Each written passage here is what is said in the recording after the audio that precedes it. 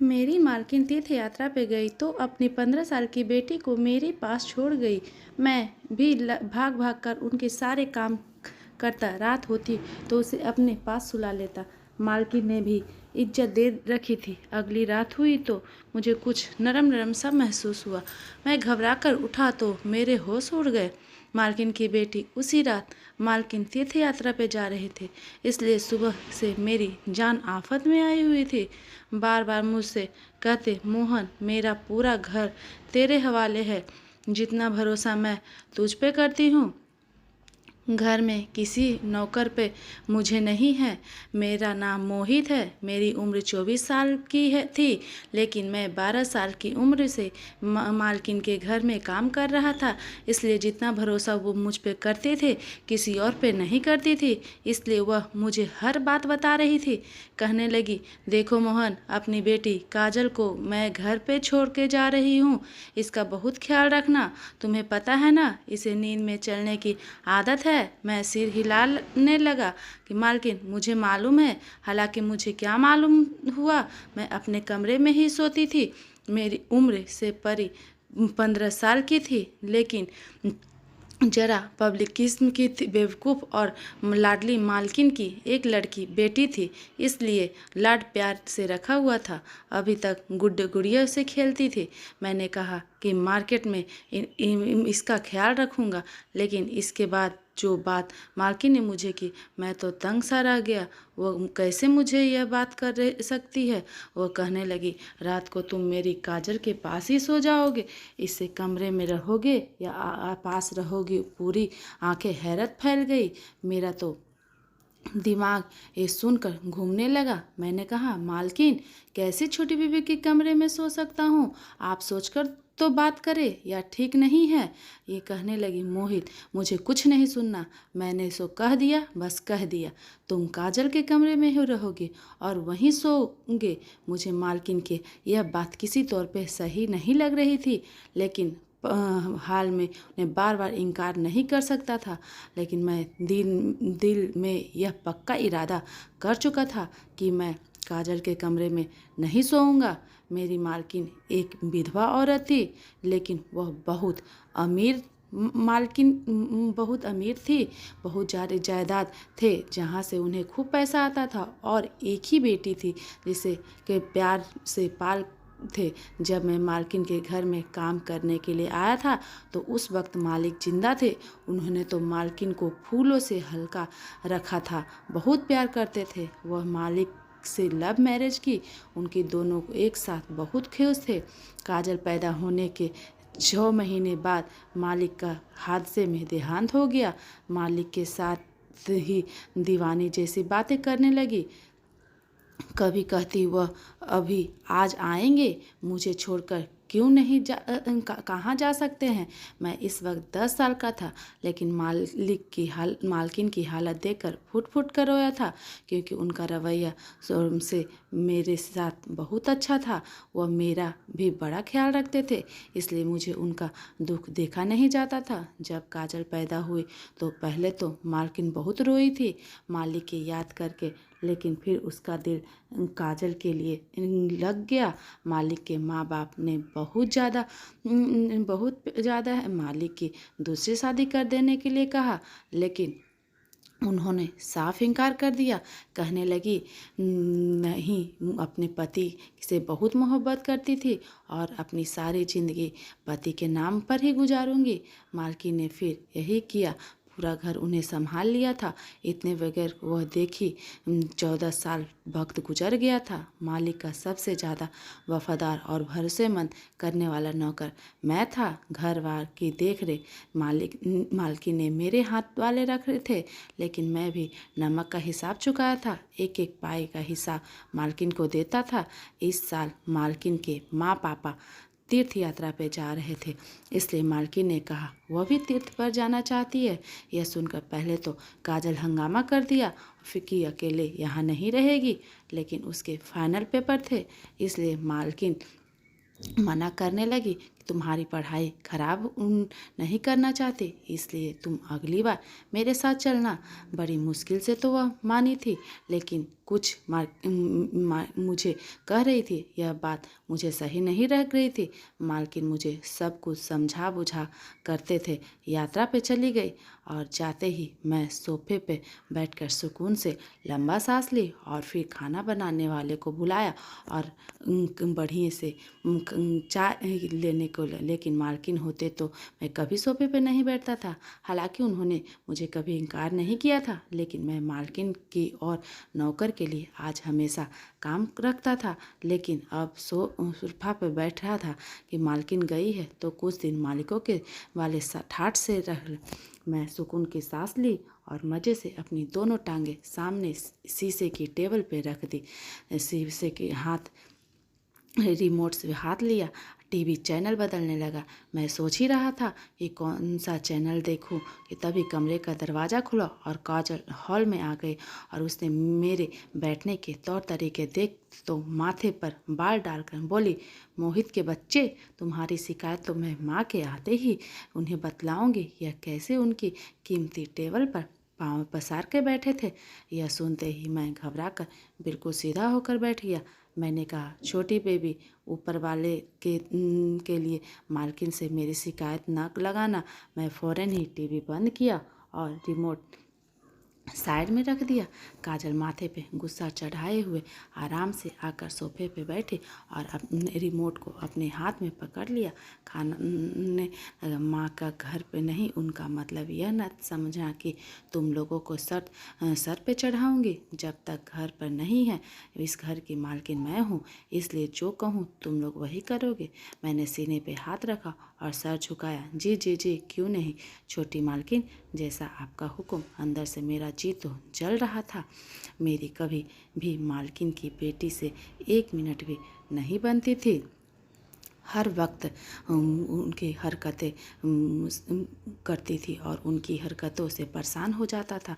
और मुझे बाज़ार में कई बार चक्कर लगवाती थी। कहती थी, तुम ही मेरे लिए सामान लाओगे, ड्राइवर नहीं जाएगा और ना ही कोई दूसरा नौकर। मालिक भी उसे कुछ नहीं कहती थी क्योंकि वह उनकी लाडली बेटी थी।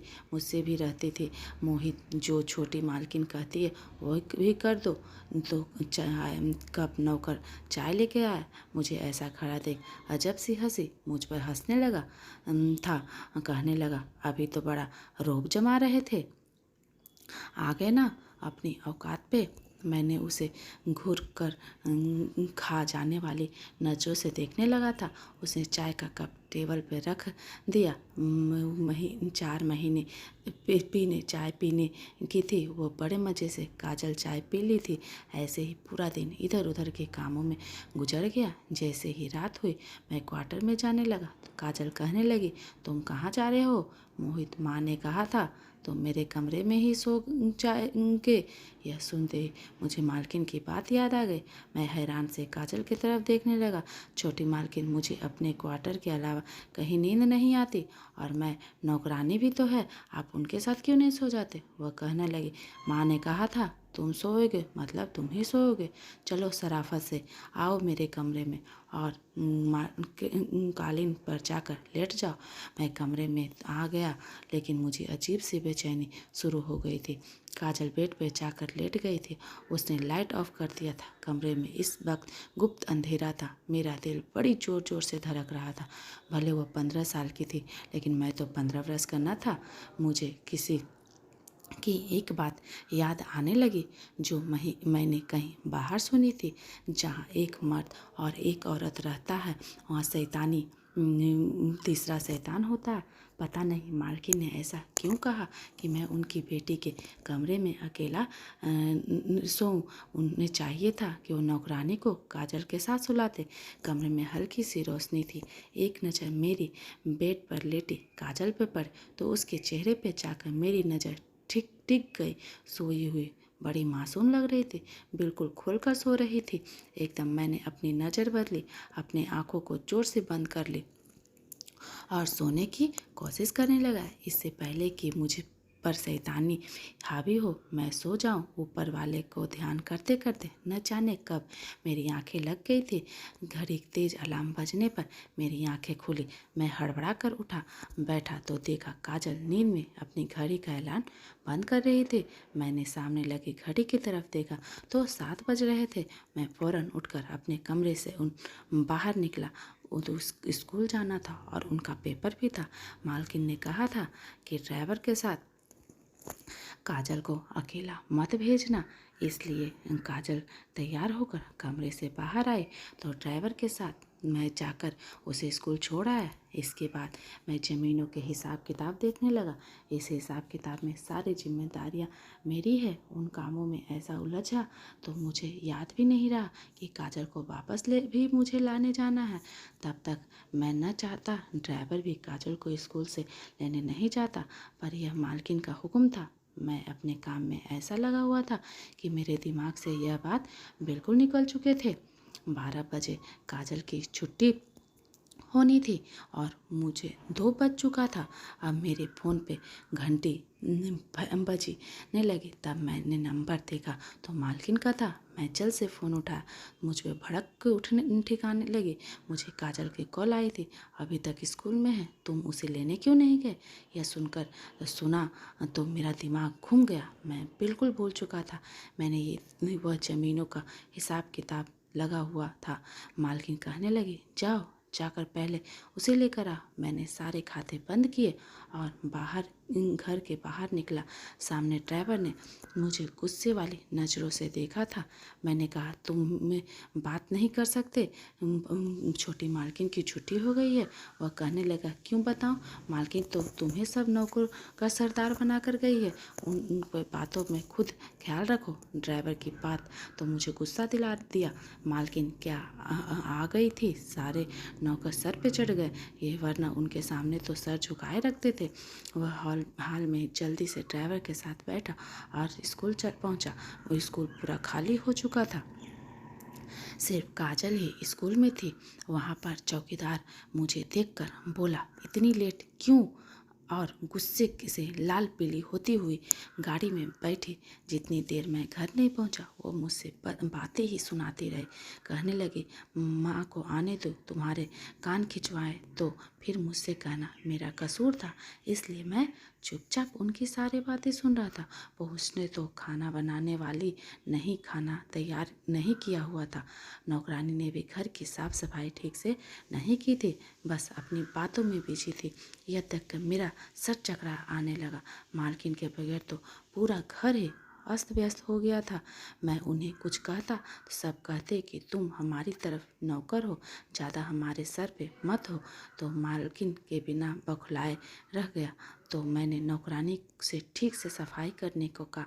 अपनी निगरानी में पूरे घर की सफाई करवा दिया। रात को मैं थक चुका था। जब मैं काजल के कमरे में गया तो तेज आवाज़ से अपना स्कूल का होमवर्क याद कर रही थी। मैं हॉल के सोफे पे जाकर सो गया, क्योंकि दिन भर थका हुआ था। रात को मुझे लगा जैसे हॉल में कोई मौजूद है।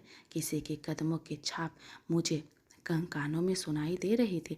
आँख खोल के देखा तो मुझे लगा जैसे कोई आदमी काजल के कमरे के बाहर खड़ा है और कमरे की खिड़की के अंदर झांकने की कोशिश कर रहा हो। मैं तेज आवाज़ से कहा, कौन है वहाँ? तो फौरन कोई किचन की तरफ भागता हुआ चला गया। मैं एकदम उठा, किचन की तरफ भागा, लेकिन उस वक्त किचन बिल्कुल खाली नज़र आ रही थी। मैंने चलाई, कोई नहीं था। दरवाज़ा किचन से बाहर की तरफ खुला था। जब मैं यह देखा तो उसकी कुंडी खुली हुई थी। जब मैं कहीं से वहाँ से बाहर निकला तो वहाँ सन्नाटा था। मैंने किचन के दरवाजे अंदर की तरफ से कुंडी लगाई और वापस और आकर लेट गया। यह सोचने लगा ये कौन आदमी था जो रात को इस वक्त आया था। न जाने मुझे क्या सोचा। मैं काजल के कमरे में चला गया। वहाँ बेड पे सोई हुई थी। मैं जाकर कालीन पे लेट गया। रात को जैसे ही कुत्ते की भौंकने की आवाज़ आने लगी तो काजल नींद में डर गई थी। कहने लगी, माँ मुझे डर लग रहा है, वह कुत्ते मुझे खा जाएंगे। मेरा हाथ पकड़कर पेट अपना हाथ मार रही थी और नींद में शायद मालकिन को ढूंढ रही थी।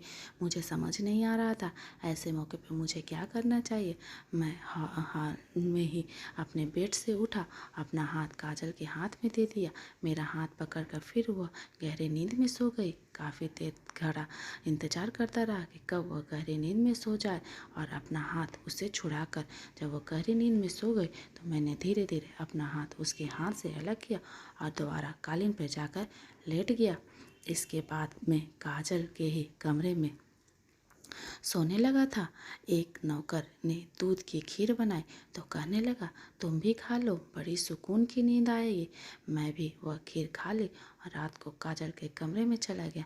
इस रात बकई मुझे बड़ी गहरी नींद आई थी। मैं जो सोया, सुबह आँख खुली जब मैंने देखा तो बेड खाली था। इस वक्त सुबह 6 बजे थे। उस वक्त तो काजल नहीं जागते थे। जैसे ही आज रविवार है, दिन छुट्टी का दिन, मैंने कमरे के बाहर गया तो काजल वहाँ भी नहीं थी। मैंने उससे पूरे घर में देखा, मुझे कहीं नहीं नजर आए। मेरा दिल तो धड़ा कटा रह गया। मैं तमाम नौकरों को शोर मचाकर जगा दिया। सभी इनको ढूंढने लगे लेकिन वो पूरे घर में नहीं थे। मेरा तो वह हाल था, काटो तो खून न निकले। मेरा रंग पीला पड़ चुका था। मालकिन उसे मेरे भरोसे पर छोड़ के गए थे। मैं कैसे रात को गहरी नींद में सो गया। तब मुझे पता चला खाने बनाने वाला बावर्ची भी वहाँ से गायब है। फिर मैंने ख्याल आने लगा, कुछ दिन पहले मैंने एक आदमी को काजल के कमरे के बाहर देखा था। वो भागता हुआ किचन गया था। शायद वही बावर्ची होना चाहिए था। मैंने फ़ौरन ही मालकिन को फ़ोन किया और सारी बातें कानों में डाल दी। बावर्ची का पता सब जानता था। मालकिन ने कहा, तुम बावर्ची के घर पहुंचो, उसका पीछा करो, मैं पुलिस को फ़ोन कर देती हूँ। मैं भागकर बावर्ची के घर गया तो मालूम हुआ कि उसकी बीवी बच्चे खाने लगे हुए हैं। वहाँ तो घर पे आया ही नहीं। फिर मोहल्ले वालों से पता किया। सुबह सुबह बावर्ची काजल के मुंह पर हाथ रखकर उसे गाड़ी में बैठाकर कहीं ले जा रहा था। उसी वक्त पुलिस भी हमारे बंगले के करीब पहुँचे थे। सारी छानबीन के बाद बंगले के बाहर लगे कैमरे की मदद से हमें गाड़ी का नंबर मिल गया था और साफ उसमें नज़र आ रहा था। फिर बावर्ची काजल के मुंह पर हाथ रखकर ज़बरदस्ती गाड़ी में बैठा रहा था। गाड़ी का नंबर ट्रेस हो चुका था। मैं भी पुलिस वालों के साथ गया था। जैसे ही गाड़ी तक पहुंचा, यह सुनसान जगह पर खड़ी थी। मुझे याद आने लगा, एक बार बावर्ची ने मुझे ऐसी जगह पर लाया था जहां उसके कुछ दोस्त रहते थे। मैं भागता हुआ उसी तरफ जाने लगा जहाँ उसके दोस्त का घर था। लेकिन मैं पुलिस से पहले वहाँ पहुँच चुका था। मैंने दरवाज़ा पर लात मारी तो दरवाज़ा खुल गया। सामने देखा बावर्ची और तीन मर्द मौजूद थे। उन्होंने काजल को रस्सी से बांधकर एक कुर्सी पर बैठा रखा था। वो बहुत रो रही थी।